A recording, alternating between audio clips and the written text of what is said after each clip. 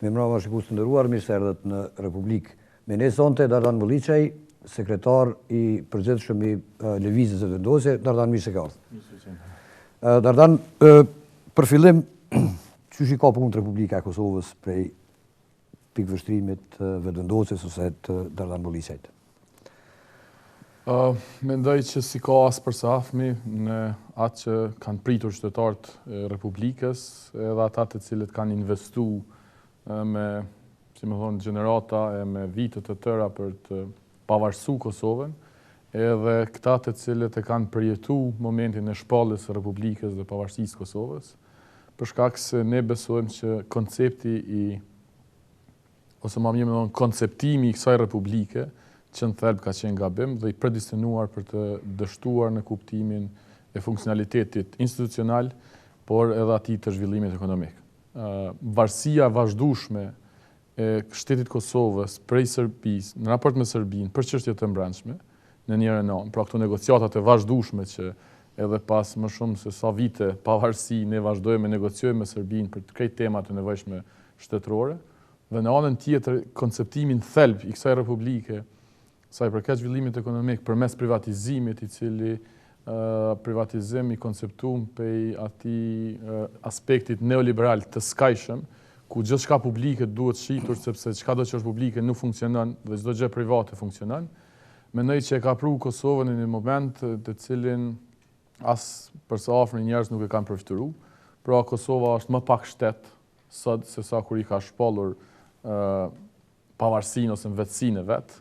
Kosova është më pak e zhvilluar sot se më herët dhe ka më pak perspektivë edhe në aspektin e shtetëndërtimit edhe në aspektin e zhvillimit ekonomik. Ne besojmë që duhet mundru në thelb qasja e shtetëndërtimit.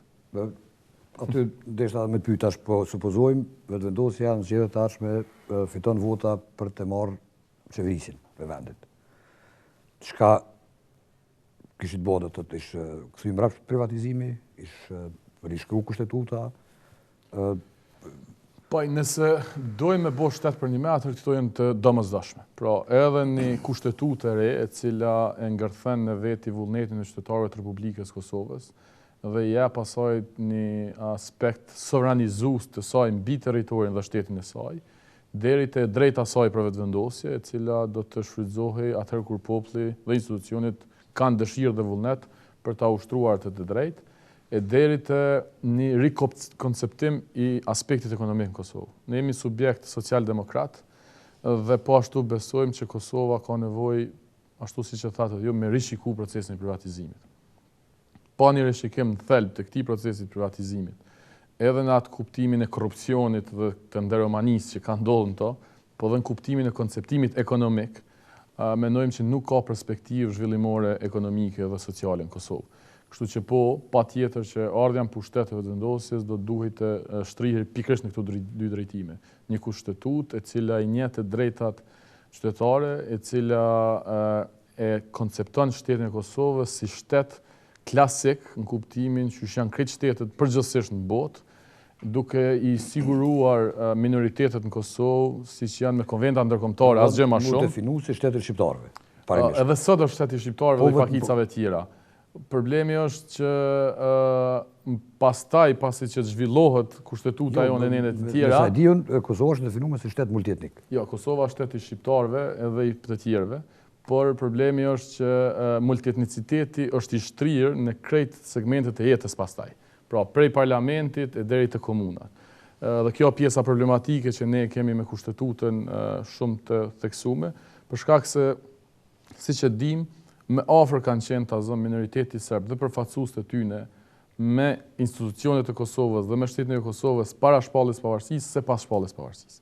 Madje edhe mas shpalljes në moment, derisa SLS ka qenë forca kryesore në Kosovë, ata kanë njohur shtetin e Kosovës. Ata kanë bashkëpunuar me institucionet e Kosovës. Dhe pas dialogut vazhdueshëm në Bruksel, na kemi rezultat listën serbske në Kosovë, e cila nuk e njeh shtetin e Kosovës, përkundrazi deklaron vazhdimsi kundër tij. Dhe për me tepër... Thojnë edhe për vetëvendosjen, që nuk e njeh shtetin e Kosovës. Dallim, e parë nuk është, ne njohim shtetin e Kosovës, ne dojmë republikë për një me, dhe ne dojmë republikë e cila ka të drejtë me u bashku Shqipnisë. Dhe populli do të me vendosë në referendum për një gjë të tillë. lista sërbska ose qytetarët sërbë të Kosovës që nuk e njohin Kosovën kanë çështje tjetër. Nuk e njohin fare Kosovën. Kosovën e trajtojnë si pjesë të Serbisë. Ne nuk e trajtojmë Kosovën pjesë të Shqipënisë. Ne themi që duhet të bashkohet Shqipënisë me referendum të dyanshëm. Në anën tjetër, ne në institucione i kemi apliku simbolet aty ku i lyp ligji.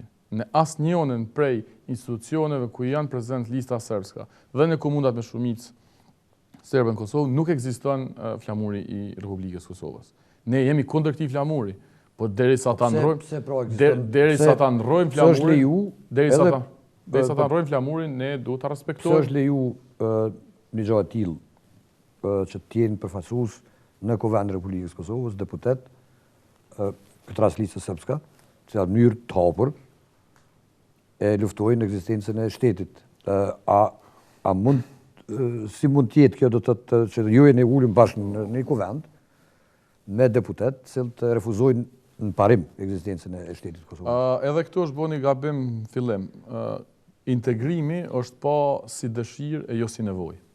Pra, në momentin që ti e shtron problemin e integrimit të një komuniteti, ose të një shteti, në një komunitet ndërkombëtar ose në brenda një shteti, si dëshirë e jo si nevojë është problem. Çfarë bën kjo? Nëse serbët e Kosovës duhet mu integru në institucionet dhe jetën shoqërore politike të Kosovës, sepse duhet me pas dëshirë, kjo asnjëherë nuk do të ndodhë. Po çka i bën që do të ishin integru ata sipas nesh, sikur ta kishin nevojë? Çka i bën nevojë? Që shteti i Kosovës të ndalon të financimin për strukturat paralele. Shteti i Kosovës të ndalon të interferimin e Serbisë në Kosovë. Dhe shteti i Kosovës të vendoste një sistem drejtësie, një sistem shëndetësie, një sistem arsimi. Dhe në këtë moment do të duhej të ishte nevojë për serbët për me qenë pjesë e Kosovës, sepse ndryshe nuk mund të funksiononin. Në momentin që ne kemi lënë sistemin paralel të serbëve në Kosovë, në momentin që kemi leju strukturat paralele të financohen drejt për drejt për Serbisë, dhe rreth, nëse s'gaboj 70.000 njerëz paguhen nga institucionet të Serbisë në Kosovë, me paga dy fishta, për shkak se edhe pagat e Kosovës, edhe pagat e Serbisë, nuk ka me pas integrim. Ne nuk integrohemi në BE si Kosovë për shkak dëshirës. Në moment saktum, për shkak nevojës. Gjatë kohës Vlanit, një mënyrë ose tjetër vendosja ka qenë e gatshme me pranu listën sërbska si pjesë të një marrëveshje politike për qeverisë Kosovën. Kushtetuta e Republikës Kosovës e obligon që qeveria e krijuar nga ky kuvend edhe nga kjo kushtetutë t'i ketë përfaqësues të gjitha komuniteteve në qeveri. Dallimi ka qenë shumë i madh. Ajo që kemi thonë ne është që ne do ta respektojmë kushtetutën dhe ta ndrojmë, se s'ka kuptim. Nuk mund të qeverisësh duke e shkel. Ne jemi për ndrim të kushtetutës edhe pikërisht edhe kësaj pjese se s'është e qëndrueshme. Dhe kemi thënë që ashtu siç e thot kushtetuta, ne do të lejojmë hapësirë përfaqësuesve të serbëve dhe minoriteteve të tjera në qeveri, por nuk do të bëjmë marrëveshje të rashkës siç e bën këta. Pra ne nuk do të bëjmë marrëveshje koalicioni. Ka qenë mundësia edhe me zotin Rashić, i cili ka pas do të përfaqësim në kuvend. Ajo është një moment hala më i mirë se kemi një pjesë të deputetëve tash këtë rast kemi vetëm një, zotin Rashić, i cili besoj që përfaqëson një politikë mjaft të drejtë dhe të duhur në Kosovë sa i përket shqetësimit të problemeve të serbëve, po në njëjtën kohë edhe racionale duke kuptuar edhe idenë e shtetit Kosovës, po duke kuptuar edhe luftën që ka ndodhur. Po them edhe një herë, sikur ne ishim në qeveri, ne do t'i lejonim që serbët, edhe nga lista sërbska, të ishin pjesë në një qeverie, po jo në koalicion dhe në marrëveshje me neve, po si obligim kushtetues. Nëse ata nuk vinë, për shkak se nuk mund të merren vesh, se ne nuk do t'ja krenim zjatnicën, ajo nuk është kele kushtetute. Ne do të operonin me zavendës ministra nga ato ministrinë të cilat do t'ju takonin me të drejtë kushtetues aty derisa ta ndrojmë kushtetutën e Republikës Kosovës. Ka pas situata tilla më kujtohet në kohën e që ka pas zgjidhje. Problemi i kësaj qeverie është se këta kanë kriju listën sërbska bashkë me Dačićin dhe Vučićin në Bruksel. Këta kanë faktorizu listën sërbska dhe këta kanë bënë një marrëveshje të rashkës, që ne e quajmë, se për një men rashkë ndodh marrëveshja koalicion LDK, PDK, lista sërbska është bo, dhe këta kanë zotu se lista sërbska do t'ja krijojnë zajednicën një si temë kryesore, dhe për zgjedhjen e faqit presidenti kanë ofruar edhe siç e dini edhe plot poste dhe sena tjera. Ju për me të provoku, po thu në Rashkë është bo marrëveshja, a din kush ka qenë prezent në Rashkë? Kom harru dhe muna me gabu, por ka qenë një përfaqësues i LDK-s, një i PDK-s. Me sa diun ka qenë njëri prej tyre Bajram Gecaj, nuk mund ta konfirmoj sepse kom harru, po janë publike emrat të cilët kanë qenë në Rashkë. Nuk ka qenë marrëveshje jam shef. Kështu që nuk po duhet më nshu emra se mund të them emra gabim dhe pastaj Po kthehemi vetëm edhe një shkurt te mundësia do të qeverisjes nga vetëvendosja e Republikës. Edhe janë këtu tema që i përmende, çka nëse nuk mundet me u kriju mundësia e referendumit. Do të thotë me ligj, ashtu siç jemi sot, është praktikisht e pamundur të bëhet një referendum me pyetje të tillë. Ashtu siç me kushtetutën e sotme. Në mënyrë eksplicite thotë se Kosova nuk mund të bashkohet një shteti tjetër. Prap me kushtetutë parashihet që për pyetje të tilla duhet edhe vota e këtë rast e serbëve, po edhe minoriteteve tjera. Do të në aspekt juridik relativisht e pamundur. Ajo që ne kemi thënë është që në momentin që vetëvendosja merr pushtetin, kjo nuk do të thotë që muajin e parë, vitin e parë do ta kemi referendumin për bashkim me Shqipëni. Ne besojmë që pa pas republikë për një mend të Kosovës, nuk mund të ketë as bashkim kombëtar. Dhe për këtë arsye, me plot njerëz të cilët e kanë për një mend synimin për me ndërtu Republikën e Kosovës si republikë për një mend, e republikat për një mend kanë të drejtë edhe për bashkim, edhe për referendum, edhe për gjitha çështjet, dhe i nënshtrohen vullnetit të qytetarëve për këto çështje të mëdha politike, atëherë dhe mund të vjen te çështja e referendumit. Pra, unë pajtona me ty që nuk ka hapësirë për referendum edhe për bashkim, pa u ndrru Republika e Kosovës. Po përtej kësaj ne i qëndrojmë besnik tezës së Ukshin Hotit, që hapi radikal, kushtimisht politik, drejt bashkimit është Republika e Kosovës. Dhe ne synojmë që në qeverisjen tonë me funksionalizu Republikën e Kosovës edhe në aspektin e shtetëdërtimit dhe në aspektit konstitucional, pra pe kushtetutët dhe drejt e institucionet, dhe në aspektin social dhe ekonomik, dhe kur të mrrim të kjo pikë, qytetarët e Republikës Kosovës të kenë të drejtën për referendum, dhe në referendum të vendoset nëse duan apo jo të bashkohen me Shqipërinë. Vetëvendosja do të ndërtu Republikën e Kosovës, ashtu siç dëshiron me bë vetëvendosja, për ma vorë mu bashku se nëse sot i pyet qytetarët se çka përfaqëson vetëvendosja, pjesa përgjigjja e parë kish me qenë se këta janë për bashkim. Këtë pjesën e dytë. Ne jemi për bashkim. Po mirë, po këtë pjesën e dytë ose të parën këtë rast do të lufta për krijimin e Republikës Mirfilt, ose nuk është se nuk ka kuptim ndryshe. Ne nuk besojmë, ne kemi për një mend këtë punë. Edhe për këtë arsye unë besoj që ne duhet të bëjmë aleancë, bashkëpunim, çado me krejt njerëz të cilët janë për Republikën e Kosovës dhe mund mos janë për bashkimin kombëtar. Po, si më thonë, nëse afatizojmë kushtimisht, se nuk e di sa do të jetë, po 4 vite të ardhshme jemi të njëjtin front. Gjithë ata që janë për Republikë për një mend Kosovës do të vendosen jemi të njëjtin vijë, të njëjtin front, të njëjtat kërkesa. Edhe mas asaj pike mund të ketë njerëz për të njëjtit kamp, që dikush thotë nuk duhet i bashkohem Shqipënisë, dikush thotë duhet i bashkohem Shqipënisë. Rezultati i referendumit do të duhet të ishte i pranishëm edhe i pranueshëm për secilin prej neve. Do po të jetë jo, vetëvendosja e pranon mbyll këtë kapitull dhe vazhdon të jetë ne vazhdojmë me parti politike e Kosovës. Po, dhe me vazhdu me lobu që në të ardhmen u bashku, po kur do populli që dalë. Mirë, ne përgjigje dikun tjetër e ke dhënë në rast se vetëvendosja merr pushtetin, keni me ngretë një zhag. A vazhdon me mendu se duhet mund ngretë një zhag, po e di se ke thonë njërë figurative, naturisht, po... Jo, se kom thonë njërë figurative, po kom thonë, po menoj mas saktë se sa ka njëherë është perceptu ose nga njëherë është shpjegu në media. Unë kom thonë që klani Pronto, i PDK-s, i cili e ka shkatru komplet shoqërinë, gjitha fushat e saj, është kriminalizu, e ka kap policinë, e ka kap televizionin publik Kosovës, media tjera, disa për tyne, sektorin privat, gjithçka, gjykatat, qysh i kemi pa tash, më ndalë publika, ato. Ky klan pa tjetër që duhet shkojnë burg. Unë asnjëherë nuk besoj që ky do të shkon me vullnet në burg. Ky është bindja eme. Edhe kom thonë që policia e Kosovës, me pushtetin e vetëvendosjes, do t'i ngrej zhag klanin Pronto, jo qytetarët e Republikës, jo PDK-n, jo LDK-n, po klanin Pronto, këta kriminal, të cilët janë bi ligjin e po dojnë me kriju ligjin, sigurisht që pushteti i vetëvendosjes do të vendosë drejtësi. E drejtësia në këtë vend nuk do t'jetë qa që letë për shkak se kemi njerëz që janë shumë pa drejtë. Kështu që kjo është e vërteta, po këta do ta bëjmë, duhet me bo, për shkak se kjo është zgjidhja vetme për këtë vend. Nëse dojmë me ushtirë me usil thutë që Kosova është një vend demokratik dhe ndrimi i pushtetit automatikisht do ta ndronë qeverisin, kjo nuk është e vërtetë. S'ka ndodhur kërkun në botë, s'ka më ndodhur as në Kosovë. Kështu që ne jemi këtu me siguru që përpjekja jonë për transformim shoqëror politik do të jetë pa kompromis ndaj atyre të cilët e kanë bë dëm këtë vend. Pra s'po them asnjëherë PDK, s'po them asnjëherë secili ministër të PDK-s, por po them klanin Pronto, i cili e ka kap këtë shoqëni në të gjitha edhe këtë shtet në të gjitha forma. Disa skena tash po them që kanë ndodhur ditëve të fundit rreth largimit me dhunë policore të banorëve të disa objekteve në Lazën Dardania në Prishtinë. A është keni pak një shije e parë e asaj se çka mund ndodh, do të thotë apo është në mënyrë se tjetër Shpendameti po akuzohet drejt për drejt prej këtyre banorëve si njëri i cili po i ngrej prozhag qytetarët prej banesave. Tu përfshi dhe protestat që i pat para shtëpisë tij private. Asnjëherë pushteti i vetëvendosjes nuk do t'i ngrejë qytetarët e Republikës zhag. Asnjëherë.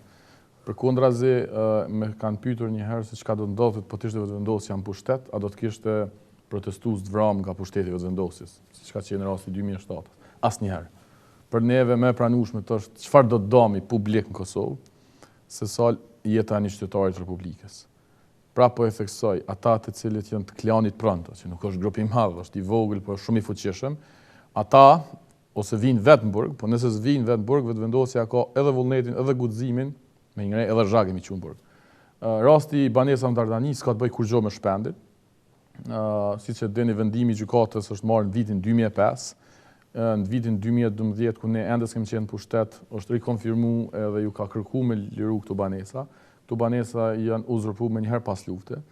Një pjesë e këtyre banesave janë uzurpuar nga komandantë të ndryshëm, siç është Azem Sylla, Shukri Buja e të tjerë, të cilët edhe kanë dhënë disa pikë këtyre banesa, jo të gjitha, që ne si komunë nuk kemi asnjë lidhje me këto, por sigurisht që ne nuk e mbështesim askënd i cili ka uzurpuar. Siç e keni pa, kryetari i komunës, Shpendameti, ka deklaruar publikisht që ato raste që janë sociale, komuna e Prishtinës do t'ja bën zgjidhje. Ato raste që nuk janë sociale, po i kanë uzurpuar banesat, qoftë duke ja jap komandant, qoftë duke vet, ose ato raste ku paguajnë qira për ato banesa që i ka uzurpuar dikush, duhet mu liru jo pse komuna ka vendos, po pse ka vendos gjykata dhe është e padrejtë. Unë e kuptoj pse sulmojnë Shpendin, sepse ata njerëz një pjesë e tyre e madhe janë me PDK.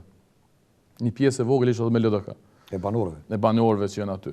Edhe lidhja tyre me pushtetin është e madhe. Ju e dini, ditën e parë kur i largoi ata nuk shkuan te kryeministri i Kosovës. Ata shkuan te Kadri Veseli. Pse te Kadri Veseli? Çfarë përgjegjësie ka Kadri Veseli?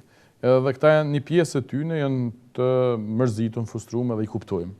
Një pjesë e tyre është e nxitur nga partitë politike në Kosovë dhe adresa nuk është Shpendameti. Shpendameti është kryetari i Prishtinës i cili e ka ndalë korrupsionin, krimin organizuar në këtë vend dhe ne si lëvizje e mbështesim fuqishëm këtë përpjekje të saj dhe nuk do të ndalemi pavarësisht presionit dhe luftës speciale që mund ta bëjë kushdo. Një pjesë, pasi përmendë luftën, një pjesë e luftë speciale. Qartë, një pjesë e luftës pra politike të vetëvendosjes, disa arë ka dalë edhe në fizike, jo në kuptim të luftës frontale, po do të thotë fizike në kuptim pra të gazit lotësjelës, ose të konfrontimit në rrugë me policinë. Para disa javësh janë arrestuar disa aktivistë juaj nga policia e Kosovës me pretekst se kanë kryer vepra terroriste, pra sulme të armatosura ndaj objekteve institucionale të Republikës Kosovës. A mund ndodhë që është e vërtet kjo punë? Është veshje? Çka është puna? Do të thotë janë aktivistë, disa prej tyre të rangut lartë të partisë juaj, që drejt për drejt akuzohen për akte terroriste ndaj objekteve qeveritare. Siguroj krejt opinionin publik që asnjëri nga aktivistët e lëvizjes së vendosje nuk ka të bëjë fare me këtë rast, dhe as me rastet e tjera. Gjitha aksionet tona i kemi bërë publike dhe kemi marrë përgjegjësinë. Edhe kur i kemi bërë ditën, edhe kur i kemi bërë natën, edhe kur i kemi bërë haptas, edhe kur i kemi bërë msheft, ne kemi marrë përgjegjësi publike sepse besojmë që rezistenca jonë duhet të jetë publike, paqësore, jo gjithmonë e qetë, po paqësore. Pra që asnjëherë mos të ketë lëndim të njerëzve. Madje në deklaratën time të vitit kaluar, para se me ndodh marrëveshja për demarkacionin dhe asociacionin, pa ta thonë që gjithçka përveç luftës, ose ata e patën citu kështu, po më gjithçka që ka i përket metodave civile paqësore shtetare. Pra jemi të ky spektër i metodave si lëvizje. Ky është një skenim i pastër edhe i kulluar ndaj vetëvendosjes. Ishte një tendencë me pa se mos mund ta akuzojmë vetëvendosjen për terrorizëm. U zbraps pushtetin nga kjo, siç e dini tash ata i vojnë 1 muaj para burgim, 3 prej tyre për arrest në arrest shtëpiak, të akuzuar për terrorizëm. Dhe masat e paraburgimit, edhe masat arrestit shtëpiak janë për disa 3 arsye kryesore, që mundesh me përsërit veprën, që mundesh me ikë nga vendi i ngjarjes dhe mundesh me ndiku dëshmitarët. Qysh një njeri që është në arrest shtëpiak nuk është i rrezikshëm me përsërit veprën për terrorizëm. Nëse ai ka bënë një herë terrorizëm, bën apet. Mirë, apo kritikon policinë që do të më kthy para burgim këta? Jo, po do më kallëzu që nuk ka kurrë kuptimi logjik që kanë bë institucionet tona. Nëse këta menojnë që s'ikin, kur për ditë mund të me ikë Frashë Krasniqi, Adea Batusha dhe Petrit Ademi. Për ditë, se s'janë të rujtë policia. Pra, cila është ideja me vendos mas dikuj që është i akuzuar për terrorizëm në fazën fillestare dhe me shku tutje. Asnjë provë re nuk është ofruar, madje ndalë të fotografi qesharake, asnjëri prej tyre s'është marrë në pyetje, as nuk është intervistuar për këtë muaj, asnjë dëshmi e re. Frashë vazhdon të jetë aktiv si zallën si partisa. Po. Për dëshmëri. Po, vetëm që është pi shtëpisë. Është në arrest shtëpiak. Kështu që ne kemi thonë publikisht, do me përsërit prapë. Pushteti ka hyrë në një fazë të rrezikshme, sepse akuzimi i një partie politike ose aktivistëve të saj për terrorizëm nuk mund të tërheqin tash prej saj, sepse tendenca e pushtetit është kadalë mu shu si temë, edhe pas 6-7 muajve me u kry hetimet, dhe me thonë nuk ishin mjaftimet mjaftueshme, ne dyshojmë që këta kanë bo, po s'kemi fakte ku ta dijun qa dhe me tërhek. Ne asnjëherë nuk do të lejojmë që ky pushtet autoritar me ju amnestu nga një rast i tillë që kanë bërë vetëvendosjes. Këta kanë hinë këtë luftë, edhe kjo luftë do të jetë deri në fund për me vendos drejtësi. Ose ne jemi terrorist, ose këta janë kriminal, edhe kanë keq përdor policinë e Kosovës, e kanë keq përdor televizionin publik për me ndërtu këtë akuzë. Nuk ka mes. Se zakonisht pushteti është interesuar as ju as ne. Siç ndodhi edhe me rastin e demarkacionit, po thonë s'hupi as opozita, as pushteti, as fitoi. Shtoi lista srpska. Shkojmë me një pauzë shkurt marketingut për të vazhduar me zotin Dardan Bolliçaj edhe me disa pyetje sa i përket aktualitetit dhe zhvillimeve politike në vend. Në ndjesni pastaj.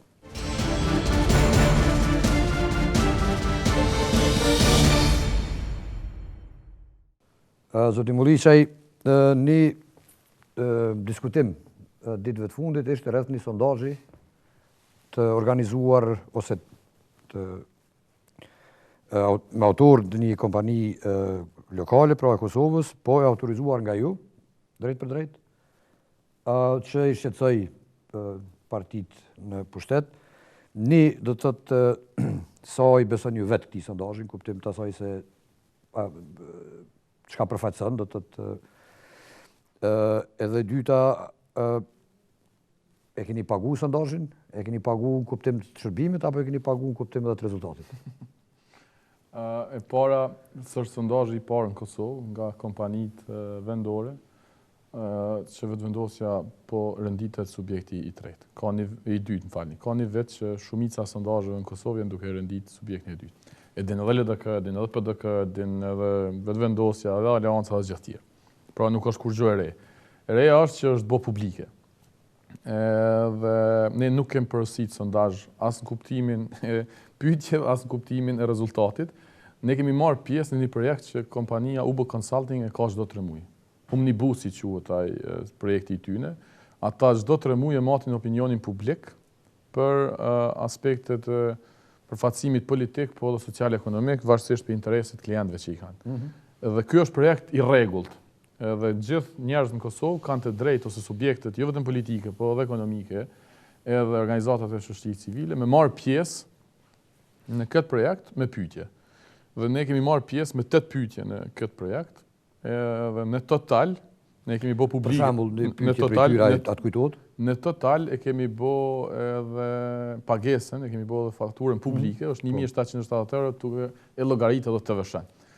Pra një kompani e cila ja bën hulumtime një pjesë të rëndësishme të organizatave ndërkombëtare dhe vendore në Kosovë, edhe pjesë më të madhe të partive politike, me vitet të tëra, nuk ndron rezultat për 1770 euro, është hajgare kjo punë. Sa i përket metodologjisë, ne kemi studiuar dhe hulumtuar kogja mirë këtë punë, mendojmë që ka metodologji të saktë. Edhe nga numri i mosës, edhe nga përfaqësimi i saj në gjinive, në banem, mosh, e krejt me radhë, dhe mos harrojmë që kjo kompani e ka bërë sondazhin në vitin 2014, nëse s'harroni, dhe është shpall ka bërë publike Leon Malazogi i Difordis natën e heshtjes zgjedhore, dhe ju lutna të gjithëve, merrni mi këshy rezultatet, as nes na pa të pëlqy, si vetëvendosje, na pa qit 12 pikë diçka, dolëm 13 pikë diçka, po për aty vetëm PDK-ja dallon më shumë se 2% rezultati me parashikime. Pra njëta kompani kur vetëvendosja s'ka bërë. Rezultati i besueshëm, i pa manipulum? Unë besoj, jo, i pa manipulum 100%. Tash gabimet, siç ka thonë edhe kompania, besueshmëria në këtë rezultat është 95%. Gabimet e shkallës janë plus minus 3%. Pra mund të jenë zakonshme, qysh janë gjithka. Mirë, du me të pyet diçka në relacion me këtë sondazh. Kur shtohet një parti, dikush humb. Tash në këtë sondazh duket që është LDK-ja ajo që po humb votues, po vinë te ju. Ashtu po duket, në bazë këtij sondazhi. A e keni analizuar pse? Është bo publike dje po ashtu, njëna prej slajdeve prezantuese të sondazhit, lëvizja e votuesve. Ka po shkojnë votues e secilit subjekt dhe sa pirujnë subjektit të votues. E vërteta del që 18.5% të votuesve të LDK-s që kanë votu në 2014, si pas respondentëve të këtij sondazhi, kalojnë në vetëvendosje. Rreth 5% të PDK-s, 6.6% të AK-s, 4.9% të nismes. Edhe të partive tjera, po flas të partitë më të mëdha parlamentare. Por të shihet dukshëm që numri më i madh i votuesve që po vjen në vetëvendosje sipas sondazhit, gjithmonë po flas se zgjedhjet do ta vërtetojnë krejt, vjen nga radhë të LDK-s. Për neve është e qartë pse.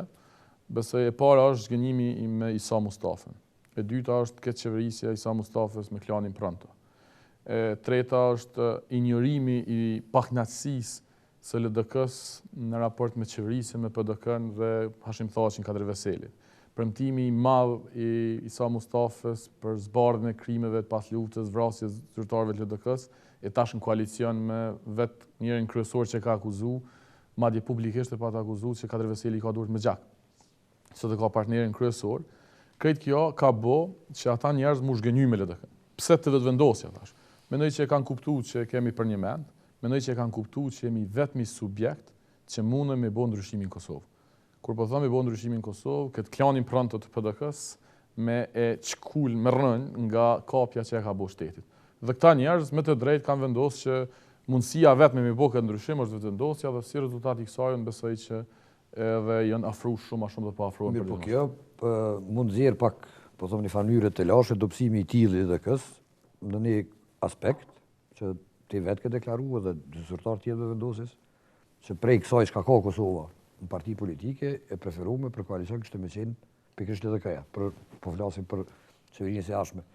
Nëse LDK-ja dobësohet atë shumë, ju mbetet në mënyrë ose tjetër PDK-ja si opcion? A ka do të ymet, pra mundësi që në tarmën PDK-ja të jetë partneri juaj? Sipas hulumtimit që është bë, pas aferës Pronto dhe pas detestimit të demarkacionit, edhe PDK-ja ka humbur 5% të elektoratit. Për herë të parë ka kaq lëvizje të madh PDK-ja në elektorat prej që i ka fituar zgjedhjet në 2007. Pra, ka një rami kogja të madhe, 7.5 ose 8.5 ka rami LDK-ja të elektoratit. Po ka 5.5 ose 4.5 PDK-ja rami, kështu që PDK-ja po zvogëlohet. Edhe nëse shihni dallimi është më pak se 1% mes vetëvendosjes dhe PDK-s. Çka ne po synojmë është kjo, me mbledh trupin elektoral të Kosovës, që është për ndryshim dhe me koncentru në vetëvendosje, sepse tash ne jemi i vetmi subjekt i cili mundem me përmbys këtë keqërisje në Kosovë dhe pastaj me bo koalicionin. Mendoj që sado që do të zvogëlohet LDK-ja dhe të tjerët, e rëndësishme në këtë mes është me u rrit vetëvendosja aq sa me qenë subjekti i parë, sepse ju e dini që vendimi i gjykatës kushtetuese e ka obliguar që subjekti i parë i krijon institucionet, pra e ka të drejtën me kriju institucionet. Ka drejtën me provu i pari. Me provu i pari edhe rrjedhimisht praktikisht është e pamundshme ndryshe tash çu e kanë bërë. Mund të jetë hipotetikisht e mundshme, po realisht Po këtë rast pra kush tash çka po dojmë na është që ne po dojmë me koncentru elektoratin kundër pe krejt partive të mundshme, me bënë në vetëvendosje bashkë me një koalicion të gjerë që pretendojmë me bë me njerëz të shoqërisë civile dhe partive tjera të vogla, që me dalë subjekti i parë. Dalja e subjektit parë e garanton mundësinë e ndryshimit në Kosovë. Dhe pastaj do të zgjedhin partnerët e koalicionit, të cilët janë partitë në opozicë, AKP dhe Nisma dhe LDK-ja si parti e cila mund të ketë ndryshime pas kësaj rezultati. Unë besoj që ky rezultat i mundshëm në LDK do të kishte një ndryshim të leadershipit në LDK dhe do të krijonte mundësinë për koalicion. I bjen shqip që me LDK-n pa Isa Mustafën. Unë kam thonë kështu dhe vazhdojmë përsërit. PDK-ja në mandatin e parë të vetëvendosjes ose në mandatin e parë të forcës për ndryshim duhet me qenë në opozitë. Ndoshta edhe më gjatë, por në mandatin e parë 100%. Se herë disa duhet me shku në burg, disa duhet me u denu, disa duhet me u reflektu. LDK-ja koalicion me vetëvendosjen po pa Isa Mustafën. Mendoj që përgjegjësitë madhe mban ky kryetari i kësaj partie për veprimet që i ka bërë pejtë që është kryeministër, pejtë tradhtimit të konceptit të Vlanit e deri te zajednica demokracioni, korrupsioni këtë këtu. Dhe po ashtu ne preferojmë po ashtu partitë opozitare si është AKP dhe Nisma për shkak se besojmë që bashkërisht kemi kontribuar në këtë ndryshim. Por PDK nuk është e mundshme në këtë fazë, në këtë periudhë dhe në këtë konstelacion të forcave që jemi, edhe nëse ne jemi subjekti i parë dhe nëse jemi i dytë. Dhe lista srpska nëse imponohet, do të përqafohet me gjithat prej? Jo përqafim, ne jemi të obliguar me kriju institucionet të Republikës në momentin që dalim forca parë. Duhet të krijojmë këto institucione në përputhje me kushtetutën aktuale, por nuk do të bëjmë koalicion në listën srpske. Lista srpske është e mirë pritun për të qenë pjesë e qeverisë, pa kushte, pa koalicion, dhe sa herë që një ministër i saj do të deklaron gjëra të cilat janë në kundërshtim me kushtetutën, frymin e kushtetutës, vlerat e Kosovës, do shkarkohet. Nuk do të tolerojmë ministra as shqiptar, as serb, as një tjetër. Dhe dalim te tema që ka qenë kryesorja për një vit që ka përcjellë të skenën politike, demarkacioni, asociacioni, por këtë rast demarkacioni, kryeministri ka planifikuar ose veç ka qenë ftesa, se disa po thonë kemi marrë ftesë, disa jo, për një lloj aranxhimi mes qeverisë dhe opozitës rreth demarkacionit. Ni a keni marrë ftesë? Dy, nëse merrni ftesën, a do t'i përgjegjni asaj ftese atij takimi? Jo, nuk kemi marrë ftesë. Unë mendoj që më shumë kryeministri po e nxit këtë debat për me pa reagimin para se me na bë ftesën.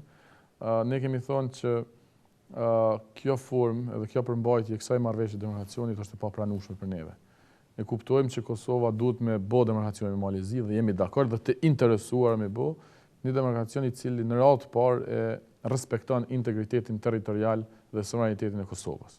Duke synuar sinësit mirë me Malezi, sepse ashtu nuk kemi ndaj marrëdhënie të keqe as në kalumin e afërt e as në të ardhmen të ndodhur. Vetëvendosja Malezi konsideron shtet miqësor. Tash për tash po, edhe me këtë diskutim që kemi po nëse Malezi në vazhdimsi vazhdon me pas, s'ja keni pa deklaratën e Gjukanovićit. Ne nuk kemi dëshirë me ja marrë kërkuj territor. Pse kjo? Ai s'po beson pra që s'është na marr. Ai veç pas unë s'kam dëshirë dhe s'du. Një kryeministër i dashur interesin e vet me mbrojt duke thënë që kjo marrëveshje është marrëveshje e drejtë dhe nuk i merr kërkuj territor. Pra e kalon të hapun që është na marr pak. Kështu që por megjithatë po thotë që nuk po duhet me marr. Megjithatë Malezi ka qenë shumë më korrekt se sa institucionet e Republikës tona, i cili ka thonë që jemi të gati me ridiskutu, me qenë arbitrazh ose tema të ndryshme, sepse edhe ata synojnë marrëdhënie të mirë. Ne synojmë marrëdhënie të mirë me Malezi. Kemi pas marrëdhënie të mira me Malezi, por jo në korrez të territorit tonë. Sa i përket ftesës kryeministrit, varet kur është ajo ftesë, për çka është ajo ftesë, formati, nëse është vetëm për takim koti, atëherë cili është kuptimi ne me pas një takim tillë. Nëse për një mend kryeministri i Kosovës don me bëj zgjidhje për demarkacionin, po atëherë ne jemi të interesuar. Parimisht nuk refuzoni parimisht. Parimisht jo, nëse qëllimi është me bërë zgjidhje për demarkacionin dhe me u kalu ky problem dhe mes me qenë mu ani pse i pa drejt, mes me qenë kusht për liberalizimin e vizave për Kosovën. Mirë, po supozojmë që kjo temë do të përmbyllet, si s'po thotë qeveria, që do të procedojmë prapë me të njëjtën përbajtje, nëse s'ndodh ky takim, nëse ky takim nuk e ndryshon përbajtjen, po përmbyllet kjo temë qoftë nëse votohet për, qoftë votohet kundër, tema tjetër mbetet prapë tema që ka qenë e preferuara e vetëvendosjes, asociacioni. Do të vazhdoj vetëvendosja në mënyrat, metodat e ngjashme ose të njëjta, të pengoj, Asociacioni... me qenë se kjo nuk ka nevojë të kthehet në kuvend si temë asociacioni. Asociacioni dhe demarkacioni as nuk janë preferuar as dëshirueshëm për neve. Na i ka imponu dhe servu qeveria e Kosovës. Tash e dini që një shumicë absolute në Kosovë e din që me këtë demarkacion Kosova humb territor. Pra ka qenë insistimi i pa drejtë i qeverisë për një projekt gabum. Njëjtë ka qenë edhe për Zajednicën. Ne kemi insistuar që kjo marrëveshje e shkel edhe këtë kushtetutë që ne spajtohem në disa pika e shkel. Dhe ka vërtetuar vendimi i gjykatës kushtetuese që kemi shkeljet e frymës së saj në shumë nene. Ka qenë insistim me çdo kusht i partnerëve të koalicionit që duhet mi bëjnë gjë të tillë. Nëse qeveria dhe pas këtë kësaj, si po thuajti, një vit kogjatron për ne, për shoqërinë edhe për shtetin, insiston me të njëjtin projekt, si për demarkacionin, si për Zajednicën, kundërshtimi jonë do të jetë hala më i fuqishëm se sa të kaluam. Sepse hala më shumë e kemi kuptuar që kemi të drejtë. Hala më shumë na u kanë fuqizuar argumentet. Dhe hala më shumë jemi ata që kundërshtojnë. Për shkak po them se asociacioni nuk ka nevojë të kthehet në kuvend si temë. Do të kuvendi për demarkacionin ka do të ketë mundësi që të pengohet si do të pengohet asociacioni që në realitet mund të jetësohet pak a shumë kur do që dënë qeveria.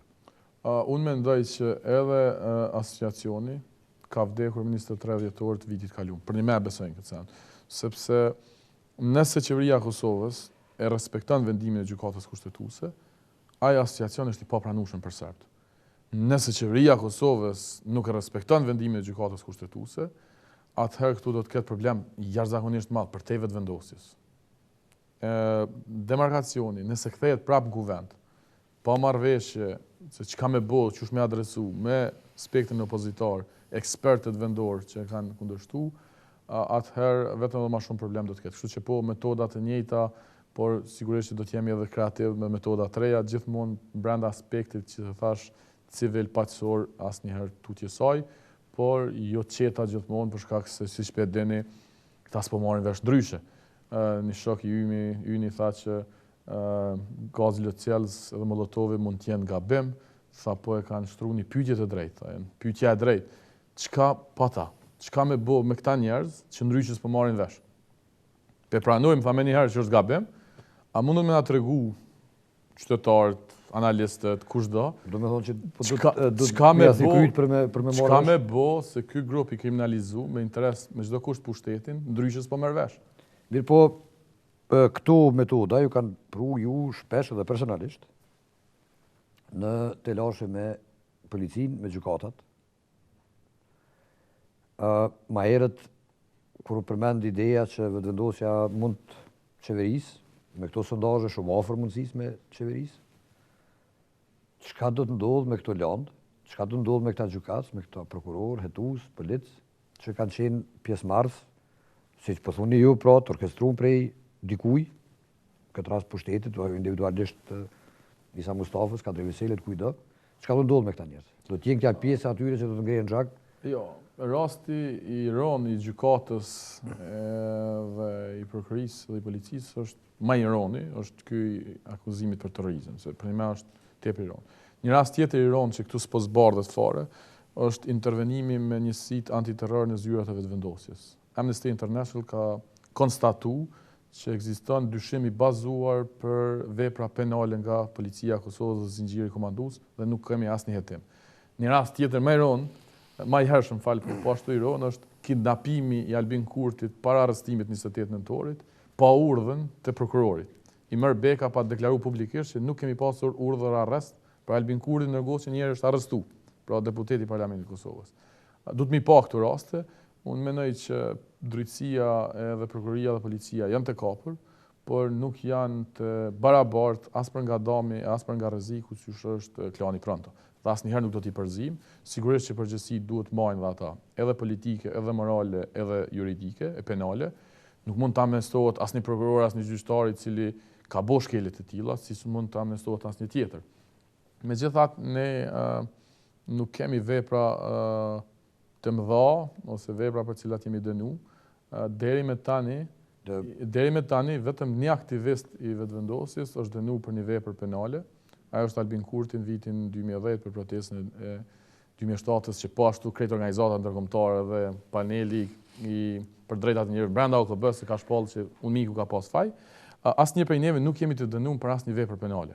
Kështu që në të gjitha rastet që kemi qenë janë shku si rastet të cilat nuk ka pas vepër penale. Ose po shtrin një farë mënyrë dorë në pajtimet Dardan Mulliçaj me polici, prokurori, gjykata, apo po e relativizon me qëllim? Se po më duket një gjuhë shumë e butë për asaj që është përdorur më herët kur ka fare, unë po them që për rastet të caktuara nuk është problem. Ne besojmë që kemi bo shkelje në Kosovë. Ne kemi dëmtuar edhe pronën, ne nuk mund të themi që se kemi dëmtuar pronën.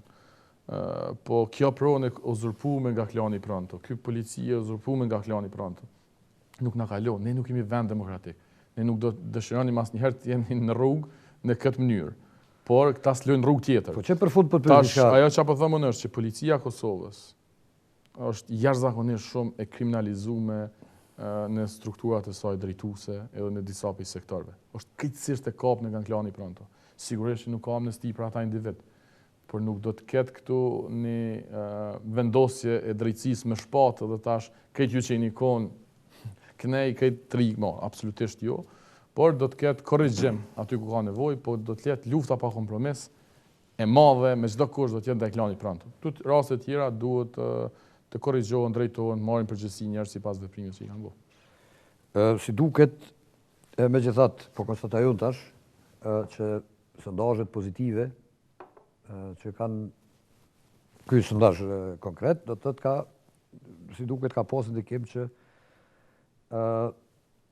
gjuha Dardan Mulliçajt, i cili zakonisht ka një gjuhë pak më tash për të filloj të marrë për masat ose ngjyrë të dikujt që do të qeverisë me vend më vonë. Shikues të nderuar, kaq ishte për sonte. Ju falenderoj Dardan Mulliçaj spari për bisedën, ju falenderoj që na ndoqët dhe sponsorin gjeneral të emisionit Valat PTK-s. Natën e mirë, shikues të nderuar. Faleminderit.